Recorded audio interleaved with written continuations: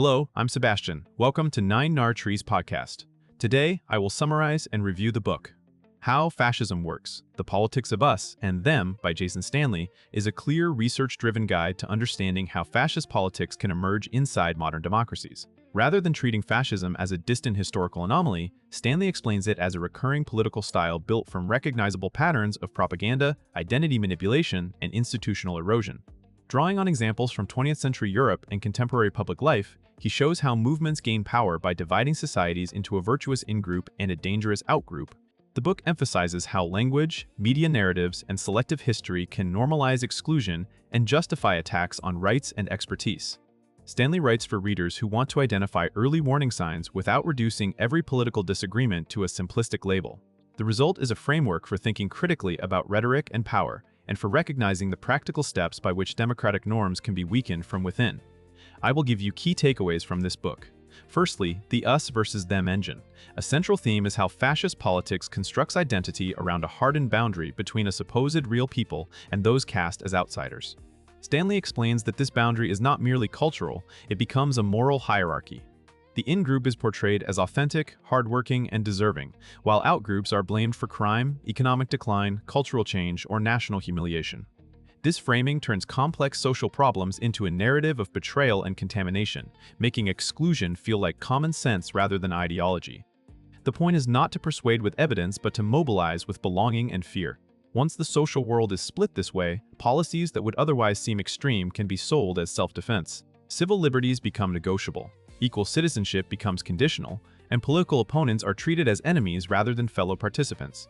Stanley highlights how this engine can be adapted to local contexts, targeting different groups depending on national history. Understanding the mechanism helps readers notice when rhetoric shifts from debating policy to policing identity, and when political loyalty becomes tied to ethnicity, religion, or a mythic national culture. Secondly, propaganda, language, and the capture of meaning. Stanley focuses on propaganda not only as misinformation, but as a method of reshaping how people interpret reality. Fascist politics relies on emotionally charged stories, repeated slogans, and strategic ambiguity that allows supporters to hear what they want while critics struggle to pin claims down. Language becomes a tool to drain words like freedom, patriotism, and law and order of their democratic content and refill them with partisan meaning. This also includes the constant suggestion that only one leader or movement speaks for the people, which makes disagreement look like disloyalty.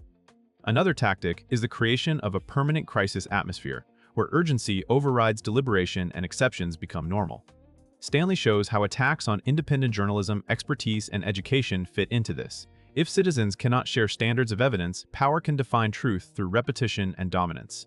The result is not simply confusion, but a new common sense in which contradictions no longer discredit leaders, because identity is doing the persuasive work. Readers come away with a practical lens for evaluating political speech, noticing patterns like scapegoating, euphemisms for repression, and narratives that frame cruelty as necessary.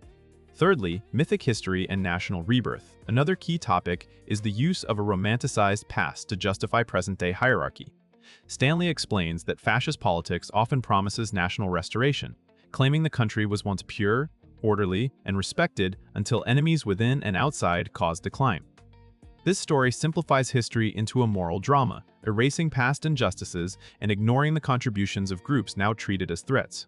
By presenting the nation as having a single true tradition, the movement can portray pluralism as decay and equality as an attack on heritage. The promise of rebirth also makes compromise seem shameful, because the goal is not policy improvement but redemption. Stanley connects this mythic history to education battles, monument politics, and cultural symbolism, where controlling the narrative of the past becomes a way to control the future. If citizens accept the idea that only some people are the rightful heirs of the nation, then policies that restrict voting access, target immigration, or suppress dissent can be reframed as restoration rather than repression. This topic encourages readers to examine whose stories are centered, whose suffering is denied, and how nostalgia can become a political weapon. Fourthly, hierarchy, law, and the erosion of democratic norms. Stanley describes fascist politics as fundamentally hierarchical, committed to ranking groups and naturalizing inequality. One way this hierarchy advances is through selective enforcement of law. Rules become strict for disfavored groups and flexible for allies, making the legal system feel like a tool of domination rather than fairness. Over time, institutions that check power are pressured to serve loyalty rather than principle. Stanley highlights how corruption can be normalized when it is presented as necessary to defeat enemies, and how procedural constraints are portrayed as obstacles to the people's will. This is tied to rhetoric that glorifies strength and dismisses compromise as weakness. Another element is the delegitimization of elections and opposition, where losing becomes unthinkable because only the movement is said to represent the nation. When that belief takes hold, extraordinary measures can be justified to secure victory, and violence can be excused as patriotic defense. This topic helps readers understand that democratic decline often happens through incremental changes, politicized institutions, weakened oversight, and the steady replacement of universal rights with conditional privileges for the favored in group. Lastly, victimhood, fear, and mobilization. A recurring pattern Stanley examines is the cultivation of collective victimhood among the dominant group. Fascist politics tells supporters they are being robbed of status, silenced by elites, or replaced by outsiders, even when they hold substantial power. This sense of grievance is emotionally potent because it turns privilege into a perceived entitlement and then frames equality as oppression. Fear is amplified through stories of disorder, moral panic, or criminal menace, often tied to racial, religious, or ideological targets. Stanley explains that this emotional environment makes people more willing to accept harsh policies, because punishment feels like protection and cruelty can be reframed as justice. It also creates a bond between leader and followers. The leader claims to feel their humiliation personally and promises to restore dignity through confrontation. In such a climate, complex realities like economic change or demographic shifts are reduced to intentional attacks by enemies. The movement gains energy by offering a simple script: you are good, they are dangerous, and only we can save you.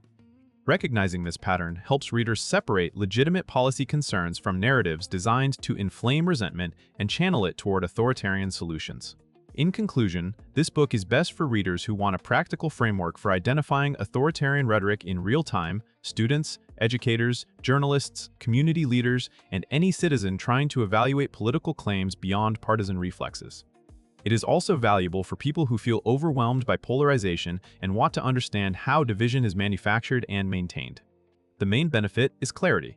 Stanley breaks fascist politics into recognizable components, helping readers spot when debates shift from evidence and pluralism to identity policing, scapegoating, and contempt for democratic constraints.